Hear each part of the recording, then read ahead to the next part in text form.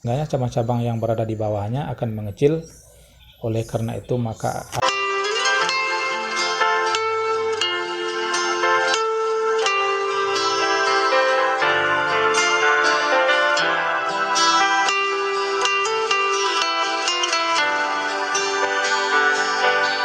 Assalamualaikum warahmatullahi wabarakatuh. Selamat sore sahabat-sahabat tunas baru dimanapun berada. Pada kesempatan sore hari ini sahabat, kita kembali hadir menyapa dan berbagi kegiatan dengan sahabat-sahabat semua.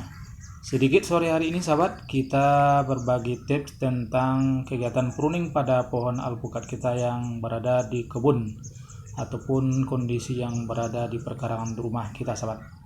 Kita review sedikit, inilah penampakan kebun alpukat kita yang akan kita lakukan pruning pada sore hari ini.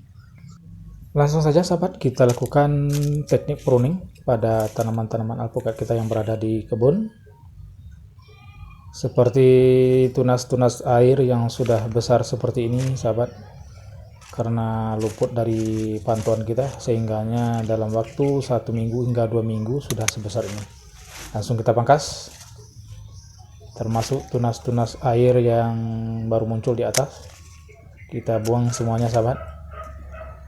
Pruning itu penting sahabat, namun yang perlu kita perhatikan, kita jangan terlalu berlebihan alias barbar, karena ketika kita terlalu ekstrim melakukan pruning pada tanaman alpukat dengan membuang seluruh daun-daun yang ada di batang ataupun di cabang-cabang, tentunya bentuk pohon ataupun percabangan pohon kita tidak proporsional, dalam artian untuk daya isap nutrisi. Kalau kita perhatikan, kita memang membutuhkan daun yang cukup. Oleh karena itu maka kita tidak rekomendasikan melakukan pruning dengan cara yang ekstrim, dengan cara membuang seluruhnya ataupun sebagian besar daun-daun yang berada di batang ataupun di ranting-ranting. Kita hanya melakukan pemangkasan pada tunas-tunas air, kemudian kita bentuk percabangannya agar lebih terbuka dengan cara kita pangkas cabang-cabang vegetatifnya ataupun cabang-cabang pertumbuhan yang menjulang ke atas kita buang, sehingganya bentuk percabangan dari alpukat kita pada umumnya lebih terbuka dan mendatar seperti ini sahabat. Ini ada sedikit kendala karena kita belum melakukan penyemprotan. Sepertinya diserang semacam serangga di bagian pucuknya. Kita perlihatkan pada sahabat jenis serangganya. Yang kita perhatikan, serangga seperti ini biasanya menghisap pucuk-pucuk muda sahabat. Jika sudah terserang oleh hama ini ataupun serangga ini, maka di bagian pucuk pada tanaman kita akan mengalami layu dan kemudian kering.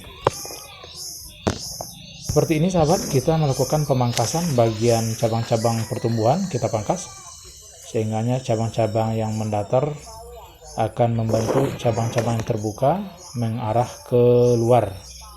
Itu yang kita praktekkan pada tanaman-tanaman alpukat kita, baik yang berada di perkarangan ataupun yang berada di kebun. Kita lakukan dengan teknik yang sama.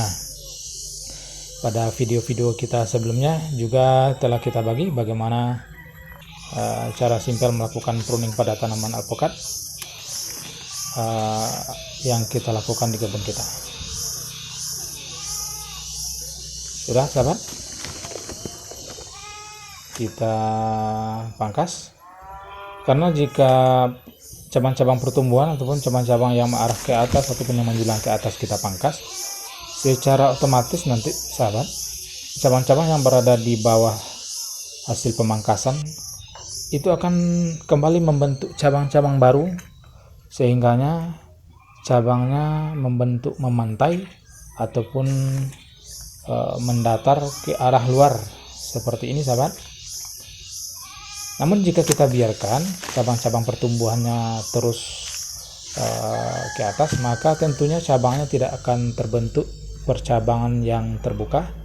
Kemudian kita pun nanti akan mengalami kesusahan ketika kita melakukan perawatan seperti penyempraian ataupun perawatan-perawatan lainnya, karena cabangnya pun membentuk cabang yang meninggi. Seperti itu kita melakukannya, sahabat. Kita contohkan lagi ya, sahabat. Ini adalah beberapa cabang. Ini ada cabang yang vegetatif ataupun yang mengarah ke atas. Jika tidak kita pangkas, maka cabang ini akan membesar sehingga cabang-cabang yang berada di bawahnya akan mengecil. Oleh karena itu maka akan kita pangkas seperti ini.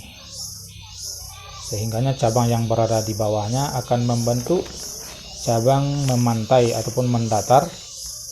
Dengan seiringan waktu nantinya cabang ini akan membesar dan membentuk cabang lagi di sini, sahabat. Seperti itu yang kita lakukan pada tanaman alpukat kita. Sekarang kita review sedikit, sahabat. Inilah penampakan pohon alpukat kita yang rutin kita lakukan pruning dan pemangkasan, sehingga sudah terbentuk cabang-cabang yang kokoh dengan kondisi memantai seperti ini, dan juga telah menghasilkan buah beberapa kali. Demikian, sahabat, yang bisa kita bagi pada sore hari ini. Semoga bermanfaat. Kita sudahi. Assalamualaikum warahmatullahi wabarakatuh.